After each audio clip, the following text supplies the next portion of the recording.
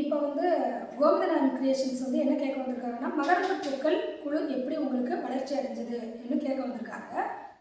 அதை பற்றி உங்களுக்கெல்லாம் நான் பொதுமக்கள்கிட்ட பகிர்ந்து கொள்ளணும்னு ஆசைப்படுறேன். ஏன்னா இது வந்து என்னுடைய பெரிய ஒரு ஏம்னு சொல்லலாம். பெரிய அளவில் வந்து ஓரளவு நான் வளர்ச்சியை நோக்கி சென்று கொண்டு இருக்கிறேன். அதுக்கு காரணத்தை உங்கள்கிட்ட நான் பகிர்ந்து கொள்ள பொதுமக்கள்கிட்ட அப்படின்னு விருப்பப்படுறேன். நான் அது என்னன்னு கேட்டிங்கன்னா, நான் சின்ன வயசுலேருந்து 6 to +2 வரைக்கும் படித்த போது கர்நாடிக் மியூசிக் வந்து ஸ்கூலில் வந்து பேசிக்காக படித்தது. அப்போவே வந்து கலையில் வந்து அதிகமான ஆர்வம் எனக்கு இருக்கும், எப்போவுமே இருக்கும். ஸோ அப்படி படிச்சுட்டு இருந்தபோது காலேஜ்லேயும் வந்து தொடர்ந்து பாடிட்டு தான் இருந்தேன். நான் மேரேஜ் ஆகிடுச்சு. ஒரு கட்டத்துக்கு மேலே குடும்பம், குழந்தைங்க, பொறுப்பு அப்படின்ற மாதிரி நமக்கு வந்துருச்சு.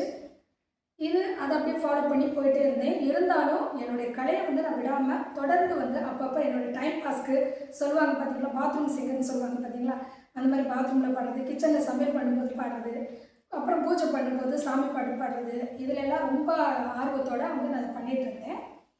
அப்போ என் பிள்ளைங்க பெருசாக வளர்ந்ததுக்கப்புறம் சரி இந்த கலையை வந்து ஏன் நம்ம திரும்பி கொண்டுட்டு வரக்கூடாது அப்படின்னு முயற்சி பண்ணிகிட்டு இருந்தேன். நான் அதுக்கப்புறமா ஆரம்பித்தது, அதாவது 15-18 வருஷம் கழித்து இந்த கலையை வந்து திரும்ப வந்து கொண்டு வந்தேன். அப்படி வரும்போது முதலாக பாடணும்னு ஆசைப்படும் போது என்னுடைய கூட பிறந்த தங்கச்சியோடைய கணவர் வந்து ஒரு பூஜைக்கு எங்கள் வீட்டுக்கு வந்திருந்தாங்க. அப்போ நான் என்னுடைய ஆசையை வந்து சொல்லியிருந்தேன், சார் எனக்கு வந்து இந்த மாதிரி நானும் பல மேடைகளை பாடணும்னு ஆசைப்பட்றேன், ஏன்னா சின்ன வயசில் கர்நாடி கற்றுக்கிட்டதுனால அப்படின்னு சொல்லி கேட்டேன். நான் அப்போ அவர் என்ன சொன்னார்னா, ஓகே மேடம், உங்களுடைய ஆர்வத்தை வந்து நான் நல்லாவே பாராட்டுறேன் அப்படின்னாரு. சொல்லிவிட்டு அப்போ தான் சொன்னார், நான் உங்களுக்கு சுமில் ட்ராக் வந்து ஃபோன்லேயே போட்டு தரேன். அவர் பேர் வந்து கருணாகரன், குடுவாஞ்சேரியில் தான் இருக்கார், சென்னை குடுவாஞ்சேரியில் தான் இருக்கார்.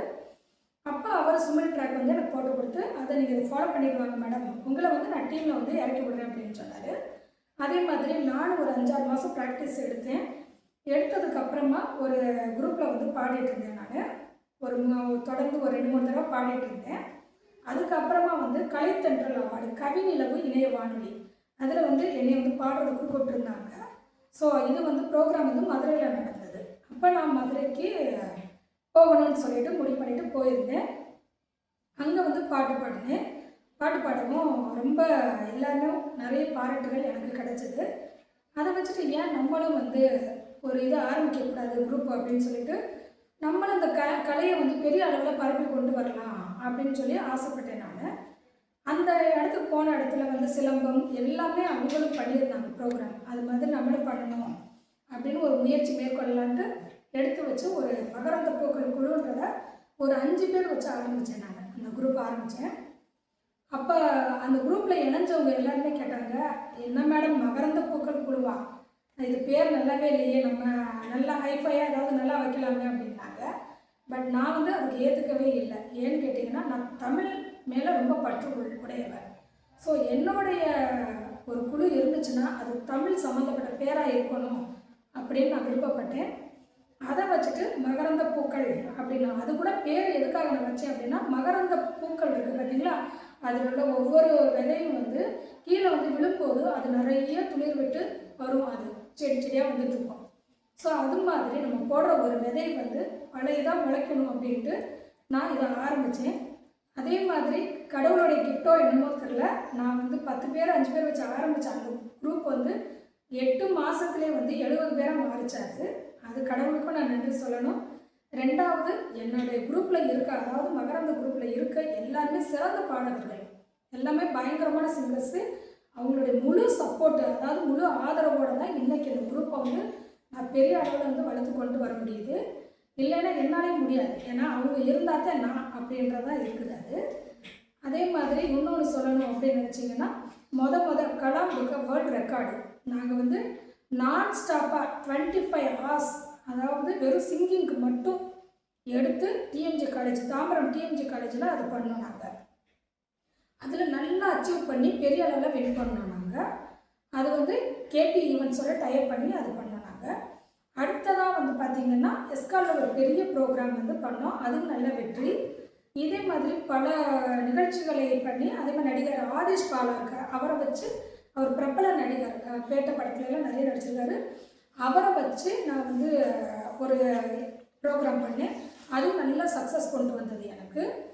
இப்போ கடைசியாக வந்து இப்போ வச்சுருக்கிறது வந்து கோரா ஃபுட் கார்னிவல். போகிற ஃபுட் கார்னிவலில் வந்து எல்லாரையும் வச்சு நல்லா சிறப்பாக பண்ணேன். அங்கேயும் வந்து பெரிய அளவில் ரீச் ஆகிடுச்சு.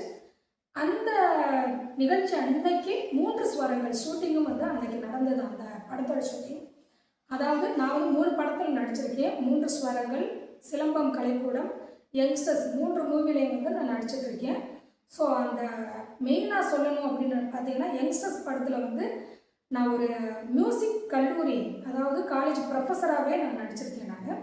ஸோ அதில் ரொம்ப பெருமைப்படுறேன். எனக்கு இந்த ஃபீல்டில் வந்துட்டோடனே எனக்கு இந்த ஒரு ஆக்டிங்கில் வந்து இந்த ரோல் கொடுத்த எனக்கு டைரக்டர் ராஜ்குமார் சார் அவர்களுக்கு நன்றியை தெரிவிக்கிறேன்.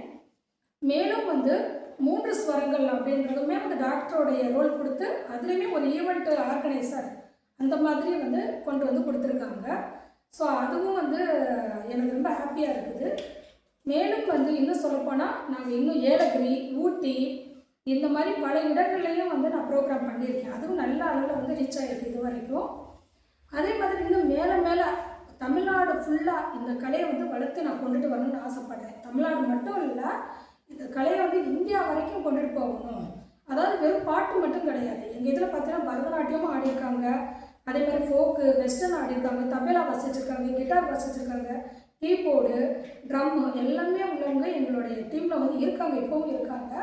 ஸோ இத்தனை எல்லா கலையும் ஒன்று சேர்த்து கொண்டு வந்திருக்கோம். சிலம்பம் மெயினாக சொல்லணும்னா சிலம்பம் ஆடுறவங்க, சிலம்பம் பண்ணுறவங்க இருக்காங்க, கரகாட்டம், ஒயிலாட்டம், இந்த மாதிரி அனைத்து கலைகளையும் நமக்கு எல்லா கிராமிய கலைகள், கிராமிய பாடலையுமே கொண்டு வரணும்னு நான் விருப்பப்படுறேன். ஸோ வந்து இந்திய அளவில் இந்த கலையை வந்து விரிவுபடுத்தி பெரிய அளவில் அச்சீவ் பண்ணணும், இதுதான் என்னுடைய குறிக்கோள்.